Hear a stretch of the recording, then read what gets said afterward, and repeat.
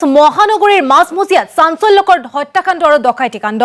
দিছপুৰ আইন কলেজ পথৰ ২০ নং ঘৰত নিশা পৰেশ চন্দ্ৰ বৰুৱা নামৰ লোকজনক হত্যা কৰি ডকাইতে লুটি নিয়ে সা সম্পত্তি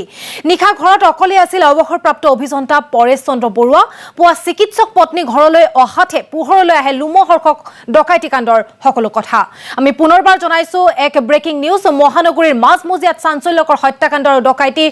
ঘটনা সংঘটিত হৈছে আৰু এই মুহূৰ্তত পোনপটীয়া সম্প্ৰচাৰত আমাৰ সৈতে আছে আমাৰ সাংবাদিক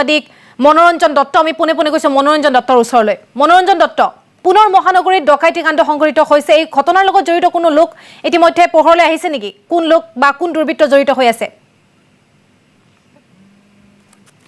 হয় দিছপুৰ আইন মহাবিদ্যালয়ৰ নিচেই কাষতে এই জঘন্য হত্যাকাণ্ড সংঘটিত হৈছে আৰু কেমেৰা পাৰ্চন জিতু বৰাই প্ৰথমে দেখুৱাব এই ঘৰটোতে সেই ঘটনা সংঘটিত হৈছে ইতিমধ্যে তদন্তকাৰী আৰক্ষীৰ বিষয়াৰ দল ভিতৰত প্ৰাথমিক তদন্ত তেওঁলোকে তদন্ত কৰি আছে এয়া দেখিবলৈ পাইছে নিউজ লাইভৰ দৰ্শকসকলে বৰ্তমান আৰক্ষীৰ দল ভিতৰত আছে সংবাদ মাধ্যমৰ লোক বৰ্তমান প্ৰৱেশ কৰিবলৈ দিয়া হোৱা নাই আৰু পৰিয়ালৰ লোকেও বিচৰা নাই যিসকল ইয়াত আত্মীয় কুটুম আছে তেওঁলোকেও বিচৰা নাই সংবাদ মাধ্যমৰ লোক ভিতৰলৈ যাওক কিন্তু পৰেশ চন্দ্ৰ বৰুৱা নামৰ যিগৰাকী ব্যক্তি ঘৰত কালি নিশা অকলে আছিল আৰু অকলে থকাৰ সময়তে এনেধৰণৰ জঘন্য হত্যাকাণ্ড সংঘটিত কৰিছে আৰু সন্দেহ কৰিছে ডকাইতৰ দলে এই ঘটনা সংঘটিত কৰি গৈছে আৰু তেওঁৰ যি পত্নী কালি ঘৰত নাছিলে সেই কথা সদৰি কৈছে কিন্তু বৰ্তমান দেখিবলৈ পাইছে এক অতি জঘন্য হত্যাকাণ্ডৰ ঘটনা সংঘটিত হৈছে ডকাইতে এই ঘটনা সংঘটিত গৈছে বুলি প্ৰাথমিক সন্দেহ কৰিছে কিন্তু পিছৰ পৰ্যায়ত কেনেধৰণৰ কথা উল্লেখ কৰে আৰক্ষীৰ তৰফৰ পৰা সেয়া নিশ্চয় গম পাম কিন্তু এই মুহূৰ্তত জনাইছোঁ যে আটাইতকৈ জঘন্য ঘটনা সংঘটিত হৈছে নিশাৰ ভাগত গুৱাহাটী মহানগৰীৰ মাজমজিয়াত এনেদৰে হত্যাকাণ্ড সংঘটিত কৰি দুষ্কৃতিকাৰী এই অঞ্চলৰ পৰা পলাই যাবলৈ সক্ষম হৈছে ওচৰত যদি CCTV কেমেৰা আছে তেতিয়াও নিশ্চয় চাল চলন সকলো গতিবিধি নিশ্চয় লক্ষ্য কৰিব পৰা হ'ব আৰক্ষীয়ে যেতিয়া তদন্ত কৰিব কিন্তু প্ৰথম পৰ্যায়ত এয়া দেখিবলৈ পাইছে নিশাৰ ভাগত এই হত্যাকাণ্ড সংঘটিত কৰিলে আৰু হত্যাকাণ্ড সংঘটিত কৰাৰ পিছত বৰ্তমানেও পৰেশ চন্দ্ৰ বৰুৱা যিগৰাকী প্ৰাক্তন অভিযন্তা তেওঁ পলিউশ্যন কণ্ট্ৰোল বৰ্ডৰ এগৰাকী অভিযন্তা আছিলে আৰু তাৰপিছতে তেওঁ ৰিটায়াৰমেণ্টৰ পিছতে এনেদৰে এই ঘৰত পৰিয়ালৰ সৈতে আছিলে কিন্তু কালি নিশা অকলে আছিলে এইটো ঘৰত আৰু সেই সময়তে এই ঘটনা সংঘটিত হৈছে মুঠৰ ওপৰত মহানগৰীত এতিয়া এনেদৰে এতিয়া নিৰাপত্তাহীনতাত ভুগিবলগীয়া হৈছে মানুহৰ মৃত্যু পৰ্যন্ত হৈছে পৰেশ চন্দ্ৰ বৰুৱাৰ যি জঘন্য হত্যাকাণ্ড সংঘটিত হ'ল এই হত্যাকাণ্ডই পুনৰ এবাৰ প্ৰমাণ কৰিছে কিমান নিৰাপত্তাত আছে সাধাৰণতে গুৱাহাটী মহানগৰীৰ জনসাধাৰণ এয়া দেখিবলৈ পাইছে বৰ্তমান তদন্ত অব্যাহত ৰৈছে আৰক্ষীৰ দল আছে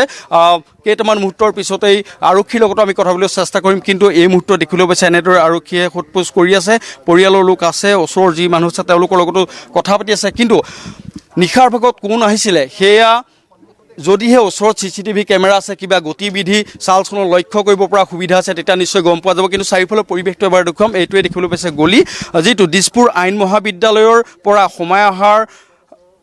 অহাৰ পিছতেই সোঁফালৰ এটা গলি দেখিবলৈ পাইছে এইফালে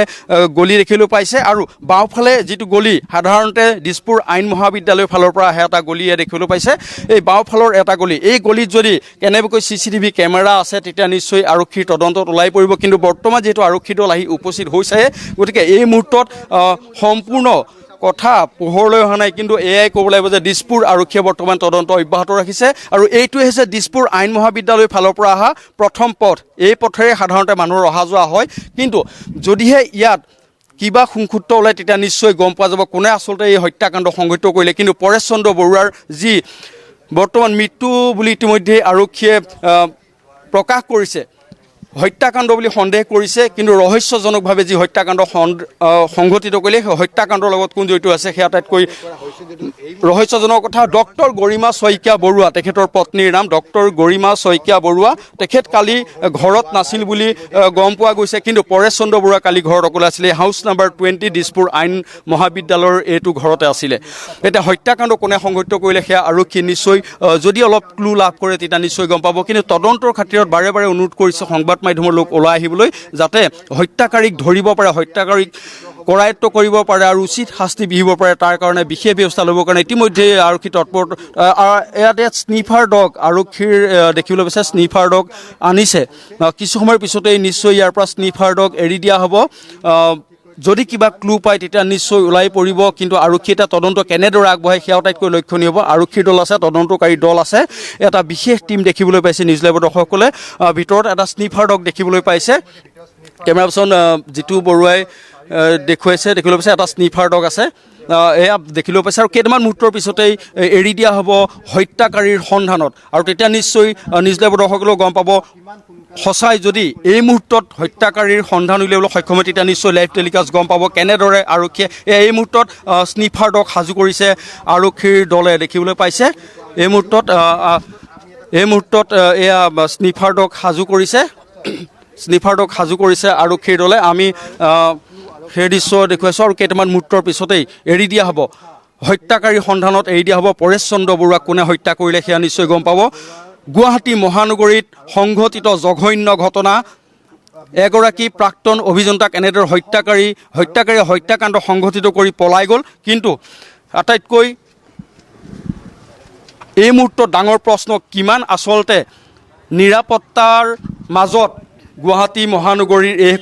এইসকল জনসাধাৰণ সেয়াও এই মুহূৰ্তত আটাইতকৈ ডাঙৰ প্ৰশ্ন এয়া দেখিবলৈ পাইছে আৰক্ষী দল আছে আমি পৰৱৰ্তী সময়ত পুনৰ আপোনাৰ সৈতে সংযুক্ত হ'ম সকলো কথা জানিবলৈ চেষ্টা কৰিম কিন্তু এই মুহূৰ্তত আপোনাক ধন্যবাদ জ্ঞাপন কৰিছোঁ আৰু এইদৰে এতিয়া মহানগৰী মাজমজিয়াত আজি পুনৰ ডকাইতি ঘটনা সংঘটিত হৈছে আৰক্ষী অভিযান অব্যাহত ৰাখিছে আৰু পৰৱৰ্তী সময়ত সকলো তথ্য পোহৰলৈ আহিলে এই হত্যাকাণ্ডৰ লগত কোন জড়িত আছে সকলো তথ্য পোহৰলৈ আহিব